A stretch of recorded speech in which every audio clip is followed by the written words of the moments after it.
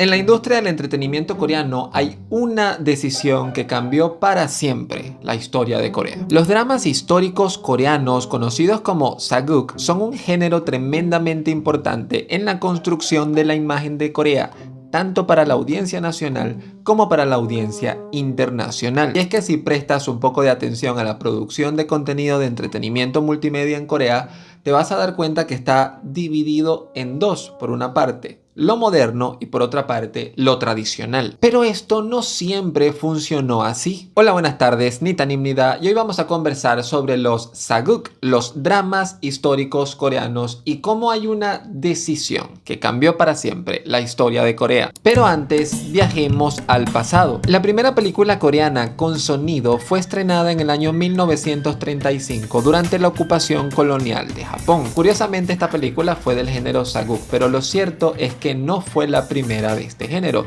ya que para ello tendríamos que remontarnos 12 años más atrás. La cosa es que esa película en particular fue dirigida por un director japonés. El verdadero auge del contenido audiovisual coreano empieza con su independencia en el año 1950, donde fueron las historias románticas protagonizadas por mujeres y centradas en temas como el destino o la naturaleza humana las que forjaron las bases del género. Para ese entonces se eligió estratégicamente el periodo de los Tres Reinos para las producciones audiovisuales, y esto no fue casualidad. Es que justamente en este periodo se tienen muy pocos registros históricos, por lo que eso te da una mayor libertad de poder ejecutar historias sin necesidad de estar respetando tanto la precisión histórica. Pero esto cambió en los años 60, principalmente motivado por la situación política. Digamos que se tenía que controlar lo que se mostraba en pantalla, por lo que se decidió virar el camino que se tenía en los años 50 y comenzar, ahora sí, a respetar los acontecimientos históricos, por los que ya no se utilizaba tanto el periodo de los Tres Reinos, sino la dinastía Joseon. Ya para 1970 la industria del entretenimiento coreano creció un montón, sobre todo en el tema de las series, y esto estaba poniendo en bastantes aprietos al cine. La cosa es que poder responder a la alta demanda de series de este tipo, de series históricas, era bastante complicado si se quería seguir manteniendo el rigor histórico, por lo que se tuvo que tomar la decisión de comenzar a combinar lo real con mitos y leyendas que dieran un poco de libertad al momento de desarrollar las historias. Es que si no se hacía así era prácticamente imposible continuar. La década de los 80 fue la victoria absoluta de la televisión por sobre el cine. De hecho, el cine estaba tan desesperado que utilizó un último recurso que no podía utilizar la televisión, que era la inclusión de escenas eróticas. El cine Saguk de la época utilizaba escenas eróticas como una estrategia para atraer audiencia. Sin embargo, lo cierto es que esto no funcionó. No solamente en el cine, en la televisión, el género Saguk tampoco era que estaba viviendo su mejor momento. Ya para ese entonces, los dramas modernos estaban ocupando prácticamente la totalidad de la atención de la audiencia. La década de los 90 fue más de lo mismo. Aunque tenemos algunos éxitos tanto en taquilla de cines como en audiencia de televisión, lo cierto es que en promedio menos del 30% del total de la audiencia de K-dramas veía Saguks. Y entonces ocurrió el milagro.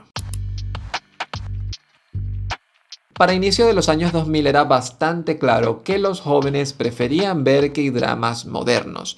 Los géneros históricos quedaron relegados solamente a audiencias mayores. La pregunta sería saber por qué razón ocurría esto, y la respuesta parece ser bastante sencilla. Empezamos primero con el hecho de que se consideraba que las tramas de los K-dramas históricos eran bastante complicadas. Como se intentaba mantener este tema de rigor histórico, resultaban historias bastante arcaicas para la época. Y si a esto le sumas que normalmente estaban protagonizados por actores mayores que claramente no conectaban con el público joven, pues es la receta perfecta para que no llame la atención. Me refiero en este caso a la atención de la juventud. Pero hubo una decisión en el drama histórico Hurjun que cambió para siempre la historia. ¿Qué pasaría si ponemos a cargo del guión de un drama histórico a un guionista joven? Choi Wang-yu. Wang-yu prácticamente creó un género nuevo que se llamó Fusion Saguk y que mantenía el drama histórico pero usando la estructura de los dramas modernos. Cuando esto llegó a televisión y comenzó poco a poco a filtrarse en el cine, es que era indiscutible. Se dieron cuenta que ese era el camino que tenían que seguir. Hoy el género de drama histórico es una reinterpretación de la historia de Corea con elementos modernos. Es decir, hoy en día no puedes buscar rigor histórico en este tipo de dramas que están creados, sí, para preservar ciertos elementos de la identidad y la cultura de Corea, pero por otra parte están hechos para vender. Y esto es clave porque también explica el gran éxito de este tipo de K-dramas fuera de Corea del Sur.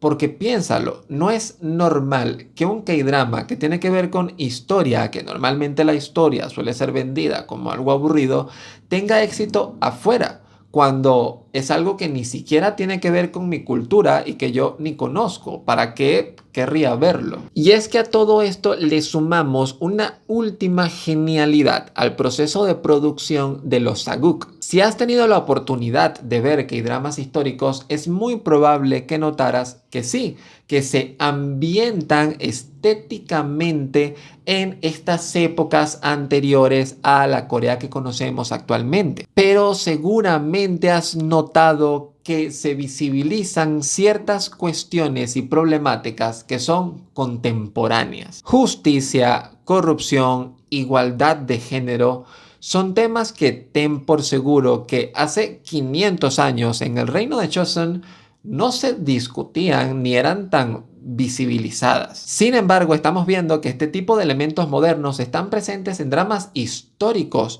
lo que lo hace más interesante. Por eso es que te hablo de un cambio radical en la historia de Corea, porque inevitablemente habrá quienes vean este tipo de dramas históricos y piensen que están viendo una representación de la historia real, cuando lo cierto es que lo que estamos viendo es una reinterpretación de la historia y una manera además bastante interesante de poder confrontar los valores tradicionales con los desafíos de la modernidad.